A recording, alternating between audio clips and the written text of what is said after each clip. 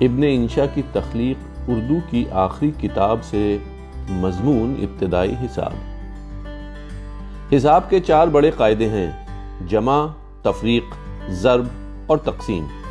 پہلا قاعدہ جمع کے قاعدے پر عمل کرنا آسان نہیں، خصوصاً مہنگائی کے دنوں میں۔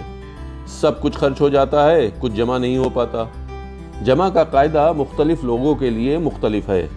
عام لوگوں کے لیے 1 جمع 1 1.5، کیونکہ آدھا انکم ٹیکس والے لے جاتے ہیں۔ تجارت کے قاعدے سے جمع کریں تو 1 جمع 1 کا مطلب ہے 11۔ رشوت کے قاعدے سے یہ حاصل جمع اور زیادہ ہو جاتا ہے۔ قاعدہ وہی اچھا جس میں حاصل جمع زیادہ سے زیادہ آئے، بشرطے یہ کہ پولیس مانے نہ ہو۔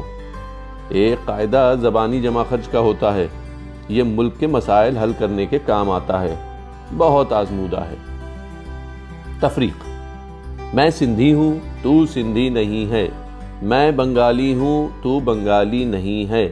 میں مسلمان ہوں، تو مسلمان نہیں ہے۔ اس کو تفریق پیدا کرنا کہتے ہیں۔ حساب کا یہ قاعدہ بھی قدیم زمانے سے چلا آ رہا ہے۔ تفریق کا ایک مطلب ہے منہا کرنا، یعنی نکالنا ایک عدد میں سے دوسرے عدد کو۔ بعض عدد از خود نکل جاتے ہیں، بعضوں کو زبردستی نکالنا پڑتا ہے، ڈنڈے مار کر نکالنا پڑتا ہے، فتوے دے کر نکالنا پڑتا ہے۔ ایک بات یاد رکھیں، جو لوگ زیادہ جمع کر لیتے ہیں وہی زیادہ تفریق بھی کرتے ہیں، انسانوں اور انسانوں میں، مسلمانوں اور مسلمانوں میں۔ عام لوگ تفریق کے قاعدے کو پسند نہیں کرتے کیونکہ حاصل تفریق کچھ نہیں آتا، آدمی ہاتھ ملتا رہ جاتا ہے۔ ضرب: تیسرا قاعدہ ضرب کا ہے۔ ضرب کی کئی قسمیں ہیں، مثلاً ضرب خفیف، ضرب شدید، ضرب کاری وغیرہ۔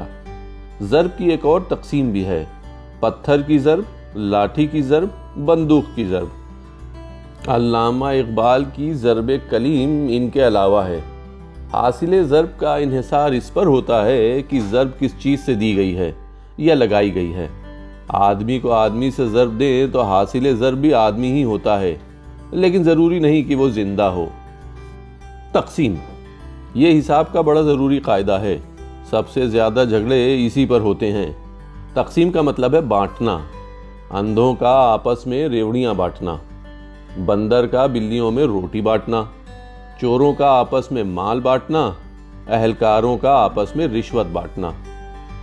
مل بانٹ کر کھانا اچھا ہوتا ہے، دال تک جوتوں میں بانٹ کر کھانی چاہیے ورنہ قبض کرتی ہے۔